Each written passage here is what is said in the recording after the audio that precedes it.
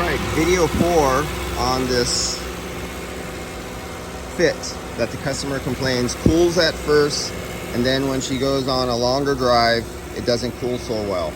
So when I started out and I started this up at first, it was 43 degrees coming out the dash, and right now it's 48. But the one difference is the engine is starting to heat up. I have the hood up so the hot air can get pulled down with fresh air. Everywhere there's any little vents, it's pulling in air. Over there. So I have it on fresh air mode, and outside it's 75 degrees is the outside ambient temperature. And you can see where I'm taking the temperature. I have a foot depressor on the pedal, and I got it at roughly, if you can see back there, we're almost 2,000, we're about 1,800 RPMs. And I have the doors open. I'm trying to load it to see what it operates like in a real condition. Now, the only thing I don't have on this car that makes a difference is a sun load.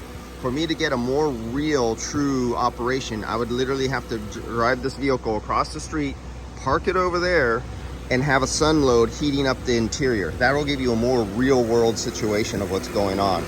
So now our temperature has gone up to 50 degrees, and our temperature over the filter going into the evaporator is now 90 degrees. Now, when I first started this up, it was 78 degrees. It was picking up the 75 degree ambient temperature.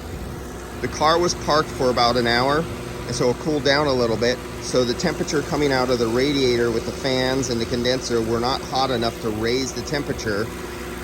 I took out this panel right here, if you didn't see the earlier video, and my temperature probe is stuffed all the way back inside down here, and the tip is sitting right on top of the air filter because there's a large slot where I could fit my hand all the way back and drop my temperature probe there. So we are getting the mixed air, because this temperature off here is about 130 degrees. But the mixed air temperature actually going down into the evaporator is 89 degrees right now. So this is how it's running right now, and 51 degrees isn't so high. Let's look at our superheat, and our superheat right now is at 48 degrees. Oh no, that's our liquid line temperature. Let's get back over here so you can see better. 40 degrees is our superheat. Look at our suction line. We're at 10 PSI on this car. Now, you know there's some other cars with different variable displacement compressors that will not allow this go down to 10 PSI. It'll keep it like at 30 PSI, 28 PSI, 24 PSI. This particular compressor on this car will allow it to do this. On other cars, it will not do that. So that's why you don't go by pressure, especially on nowadays cars. So we have a subcooling of 6. We have a superheat of 40. Now, after I finish filling this car, let's not look at pressures. Just totally forget pressures. If we look at that superheat, when we come back, I'm going to guess, because different cars are different. I'm going to guess that our superheat is going to drop down to 10 degrees, and maybe our subcooling will go up to about 12 degrees on the subcooling. Some vehicles actually don't follow the normal rules, and the subcooling on a few cars I've recorded actually drop when you fill up the refrigerant level cooler. Is counterintuitive to what we're taught, but some actually drop instead of go up. And here's our suction line temperature is 44 degrees right now, and remember we're 50 degrees out the dash, 52 degrees now out the dash. And her complaint is the longer she drives, the higher the temperature goes.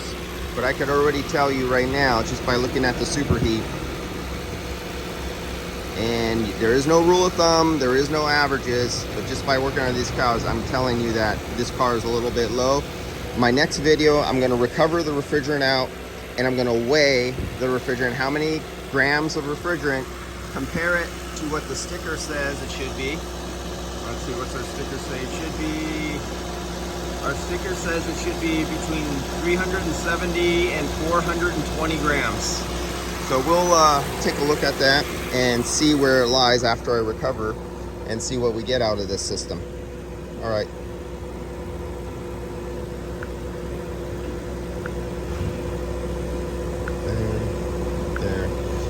while I go get my equipment and hook up for the recovery, I'm gonna graph the temperatures and I'll save it for the customer as a before I touched it and worked on it, and then after I recharged it. And for you customers out there, every shop should be doing this before you, giving you a before and an after. If they can't, go find somebody who can. There's a lot of equipment on the market for them to be doing this. We're going into the 22nd, 23rd century. There's no excuse why guys are using old analog gauges or old R&R machines that don't data log and record stuff. If you have one of those shops, go find a good one.